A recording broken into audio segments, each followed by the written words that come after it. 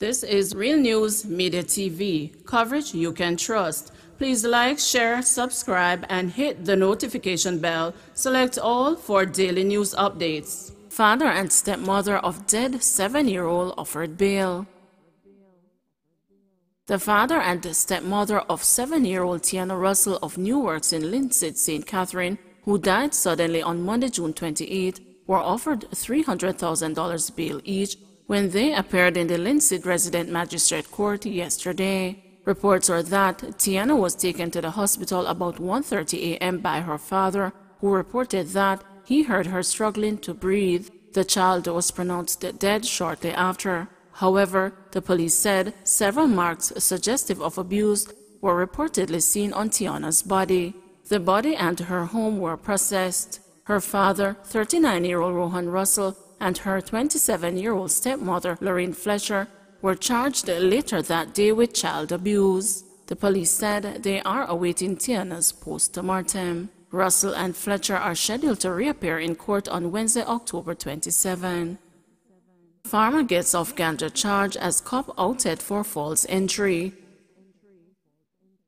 A policeman's admission that he made a false entry in the station diary and the prisoner charge book resulted Wednesday in 64-year-old businessman and farmer Derek Martin being freed on a no-case submission of possession and dealing charges for more than 500 pounds of ganja. The trial started in the St. Anne Parish Court last year, October. The allegations were that a police party went to Martin's home in Discovery Bay, St. Anne in September 2019. The police carried out a search and found ganja in the living room and at a storeroom on the premises. A cop who went on the premises was called to testify for the prosecution.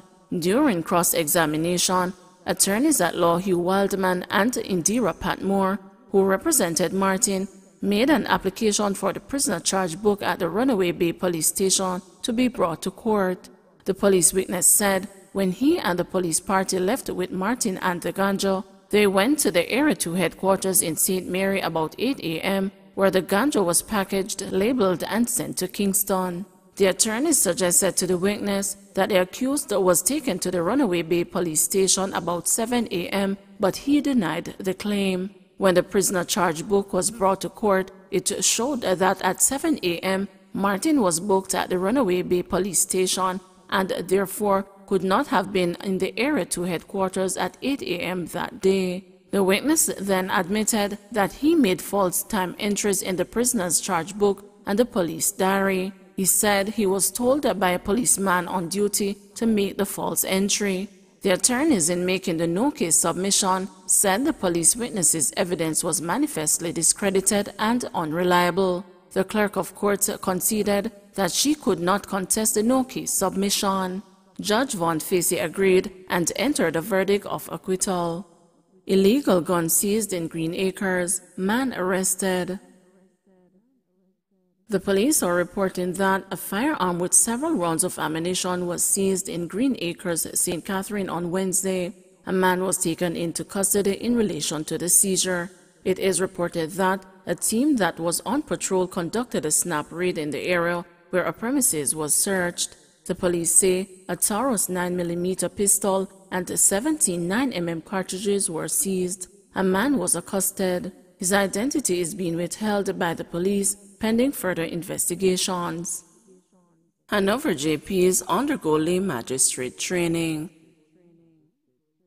50 justices of the peace are now undergoing special training courtesy of the Justice Training Institute to serve as lay magistrates.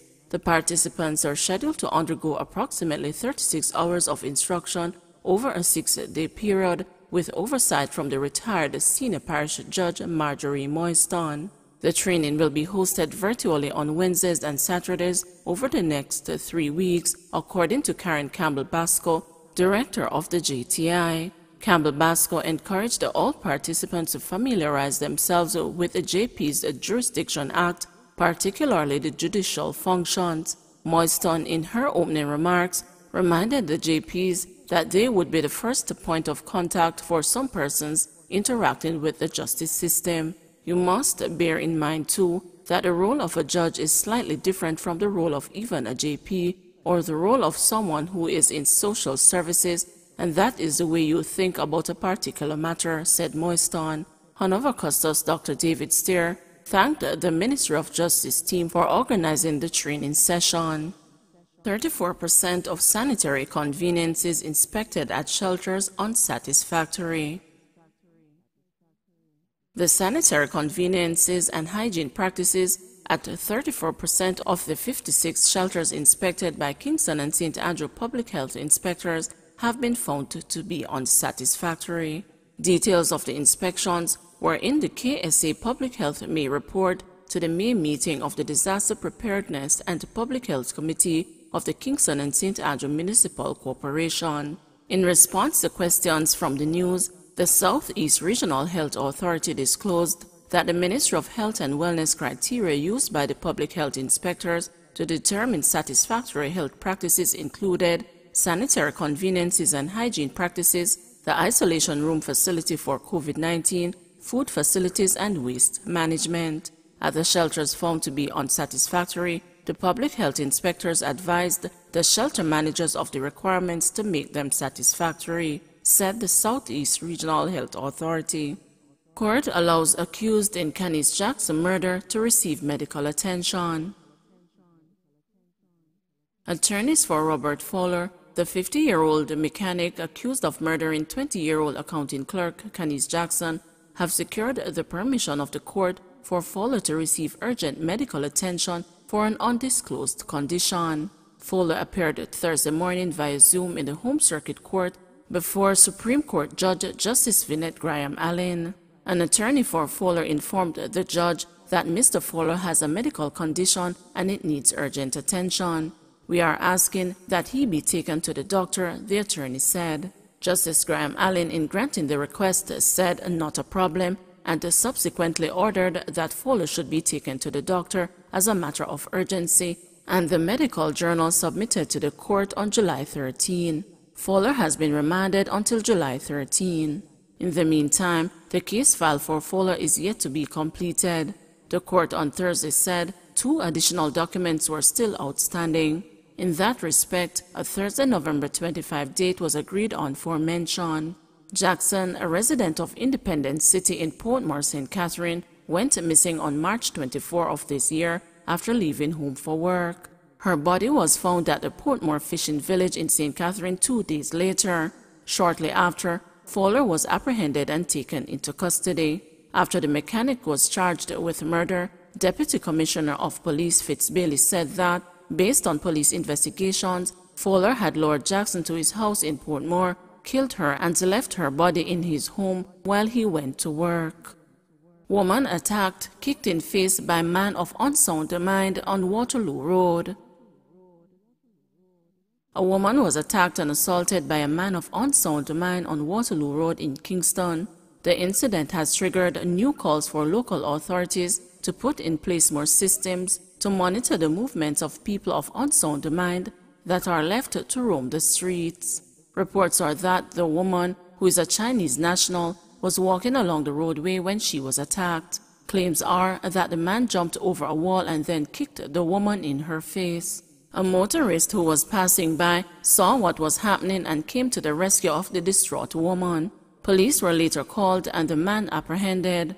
The incident comes 2 days after another man, believed to be of an unsound mind, was shot by police in Port Antonio, Portland. Reports are that the man was later hospitalized. The incident is being probed by the Independent Commission of Investigations. Reports are that the man went on a rampage along Harbor and Blake Streets when he smashed the windscreens of at least 4 vehicles. He was confronted by police and reportedly attacked a policeman with a stone and a machete and was later shot. In early June, another man said to be of an unsound mind was shot and injured by the police in Halfway Tree. 25-year-old man charged with shop breaking and larceny. A man who was caught on CCTV footage breaking into a business establishment in Manchester has been arrested and charged with shop breaking and larceny. The accused has been identified as 25-year-old Torn Bailey, otherwise called Noni, of Turnatop District in the parish.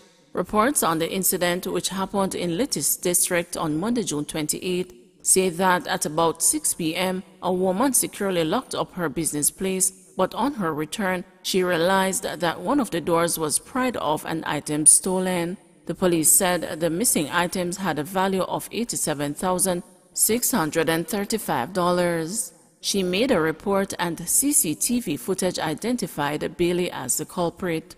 He was arrested on Tuesday, July 6 and subsequently charged. Please remember to like, share, subscribe, and hit the notification bell. Select all for daily news updates.